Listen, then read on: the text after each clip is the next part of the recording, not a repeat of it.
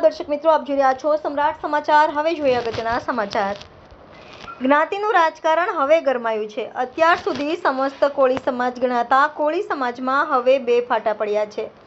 સુરેન્દ્રનગરની બેઠકમાં ભાજપ દ્વારા ચુવાડિયા કોળી સમાજના આગેવાનને ટિકિટ અપાઈ બાદ તળપદા કોળી સમાજના આગેવાનોએ કરેલા વિવાદિત નિવેદનો બાદ ચુવાડિયા કોળી સમાજ ભેગા થઈ અને બેઠક કરી હતી। રાજનીતિનો ઉકળતો ચરુ હવે ભાવનગરમાંથી બહાર આવી રહ્યો છે। એક બાજુ જ્ઞાતિનું રાજકારણ રમાઈ રહ્યું છે, જેને લઈને હવે એક સંપ્રતિ જ્ઞાતિઓમાં જુદા જુદા ફાંટા પડી રહ્યા છે। તાજેતરમાં સુરેન્દ્રનગર બેઠક પર તળપદા કોળી જ્ઞાતિના સોમા ગાંડાનું પત્તું કાપી અને ચુવાડિયા કોળી સમાજમાંથી આવતા ચંદુભાઈ સિહોરાને ભાજપ દ્વારા ટિકિટ આપવામાં આવતા તળપદા કોળી સમાજના કેટલાક આગેવાનો દ્વારા ચુવાડિયા કોળી વિશે જે ટિપ્પણી અને નિવેદનો કર્યા છે તેને લઈને ચુવાડિયા કોળી સમાજ પણ મેદાનમાં ઉતર્યો છે। આજે ભાવનગરના સિહોર ખાતે ચુવાડિયા કોળી સમાજની એક બેઠક મળી હતી, જ્યારે રાજકીય પાર્ટી દ્વારા સમસ્ત કોળી સમાજના નામે મત માંગવામાં આવતા હોય, તળપદા કોળી સમાજ પણ સમસ્ત કોળીના નામે રાજકીય લાભ લેતા હોય, ત્યારે ચુવાડિયા કોળીના આગેવાનને ટિકિટ મળતા કેમ વિરોધ કરાયો, કેમ તેમને હરાવવાની વાત કરાય તેવા આક્ષેપો સાથે આજે ચુવાડિયા કોળી સમાજના આગેવાનો એકઠા થયા હતા। ચુવાડિયા કોળી સમાજના આગેવાનોએ જણાવ્યું હતું કે હવે સમસ્ત કોળી સમાજ નહીં, પરંતુ ચુવાડિયા કોળી સમાજ અલગથી પોતાનો હિસ્સો દરેક રાજકીય પાર્ટી પાસે માંગશે અને જરૂર પડશે તો તેમના અપક્ષ ઉમેદવારોને પણ મેદાને ઉતારશે અને ભાવનગરમાં બેઠકમાં પણ પોતાના સમાજનો ચહેરો મેદાનમાં અપક્ષ તરીકે ઉતારશે તેવું નિવેદન કર્યું છે। સમ્રાટ સમાચાર, ભાવનગર।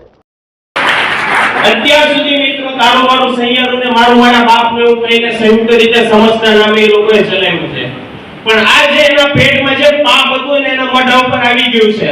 એટલે મિત્રો એમને ઓળખો, આવા સમાજના ભાગલા પાડનાર મિત્રો જાહેરમાં આવી ગયા છે, તો હવે જાગૃત થઈને આવા લોકોને જાહેરમાં સમાજમાંથી જાકારો આપો અને સ્પષ્ટ સુરેન્દ્રનગર જિલ્લામાં જે જાહેરમાં ચુવાડિયા કોળી સમાજના ઉમેદવારનો વિરોધ કર્યો છે, તો એમને સ્પષ્ટ કહેવાનું છે કે આની અસર ભાવનગર અને જૂનાગઢમાં પણ પડશે, કારણ કે સમગ્ર ગુજરાતમાં ચુવાડિયા કોળી બહુ આ પ્રમાણમાં વસ્તી ધરાવે છે ને એ પણ તમને હરાવી શકે છે। એટલે અમને નબળાઈમાં લેવાની ગણતરી ભૂલથી પણ ના કરશો। મિત્રો અત્યાર સુધી મેં 2 દિવસ પહેલા પણ એક પોસ્ટ મૂકી હતી કે ઋત્વિક મકવાણા, સોમાભાઈ ગાંડાભાઈ જે સોમા ગાંડા તરીકે ઓળખાય છે, એનો હૃદયપૂર્વક મેં 2 દિવસ પહેલા આભાર વ્યક્ત કર્યો હતો કે આજ સુધી છે ને ઠાકોરના નામે આપણો જે લાભ લેતો ને આપણો શ્રેય આપણી મહેનત હતી ને ઉત્તર ગુજરાતીઓ લઈ જતા, સમસ્તના નામે તો કે વહેંચાઈ જતું, ઠાકોરના નામે તો ઉત્તર ગુજરાતી કે અમારા ઠાકોર ગણતરી આપણી ચુવાડિયાની ગણતરી નહોતી થતી, પણ આજે નામ જો ચુવાડિયા કોળી સમાજનો વિરોધ કરીને આપણું નામ છે દિલ્હી સુધી પહોંચાડ્યું, એ બદલ એમનો ખૂબ ખૂબ આભાર વ્યક્ત કરું છું કે અમારા સમાજને તમે જાગૃત કર્યો, અમારા સમાજનો વિરોધ કરીને અમારા સમાજને તમે સુતેલો જગાડ્યો છે, એ બદલ તમારો ખૂબ ખૂબ આભાર। જય વેલાદ મિત્રો।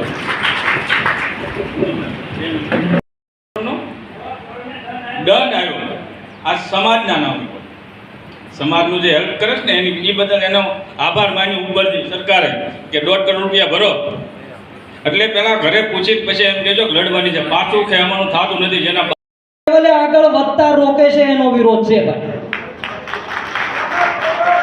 અને ચોખ્ખી વસ્તુ કહું, અહીંથી ઉમેદવાર 4-5 ઉમેદવાર નક્કી કરવાના છે, નક્કી તમારે કરવાનું છે, સીટી લખી કોને આગળ લઈ જવા છે।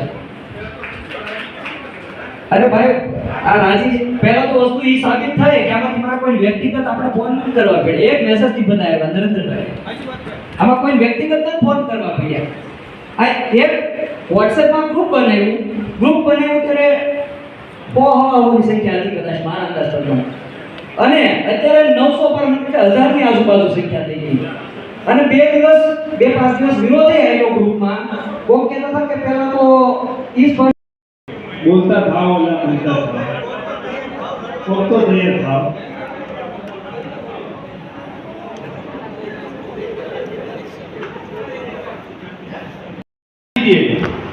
પણ સાહેબ યાદ રાખજો, આ ચુવાડિયા કોળી સમાજ વિશ્વનો ફક્ત અને ફક્ત એક જ એવો સમાજ છે જે આજ દિન સુધી આટલી બધી વસ્તી હોવા છતાં ક્યાંય પણ પોતાની દાવેદારી વ્યવસ્થિત નથી નોંધાવી,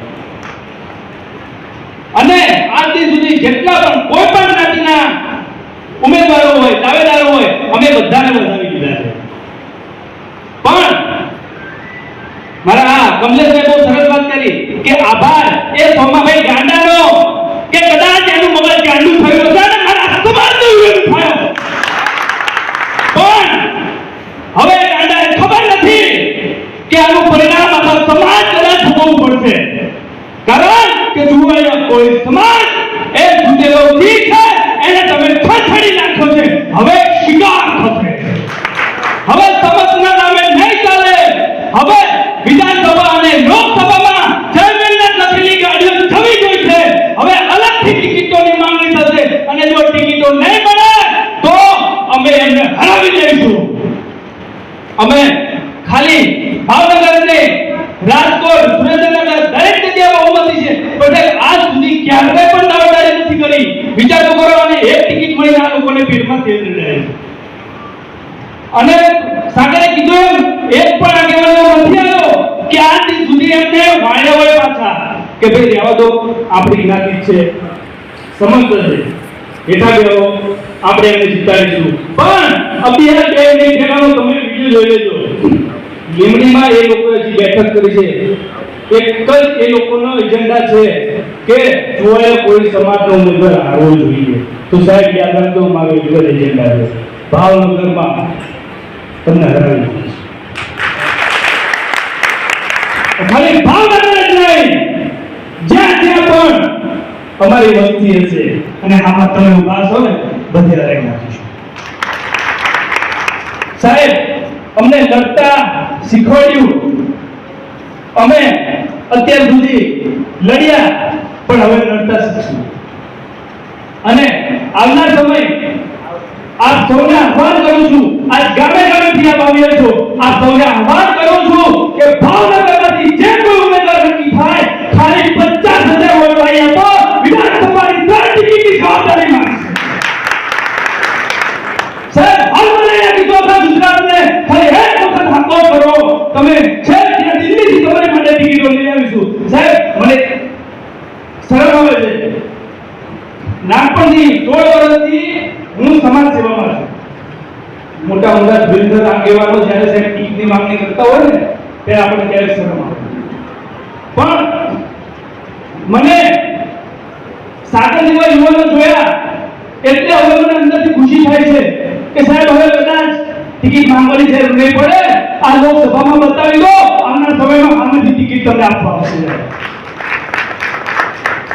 વધુ મને એ કહેતા આગળનો કાર્યક્રમ અને આગળની જીવન સમાજના ભાઈઓ આપણે ભણી તમારું જોતા જો સમજણ છે. હું તો કહું છું કે સોમાભાઈનો ખૂબ ખૂબ આભાર કે તમે સમસ્તના નામનું આ ઠીકરું ખોડી નહીં ભાવનગર જિલ્લાથી શરૂઆત કરી. આજ મારા કુવાડિયા કોળી સમાજ જાગી ગયો છે અને આજ તો મારા ભાઈઓ બેઠા છે. તો ખાસ માત્ર ને માત્ર એ કહેવા માંગુ છું કે આપણા લેવી પ્રમાણે આપણા બાપ દાદા અને આપણા વેલનાથ બાપાના કુળથી આપણે છીએ તો આપણે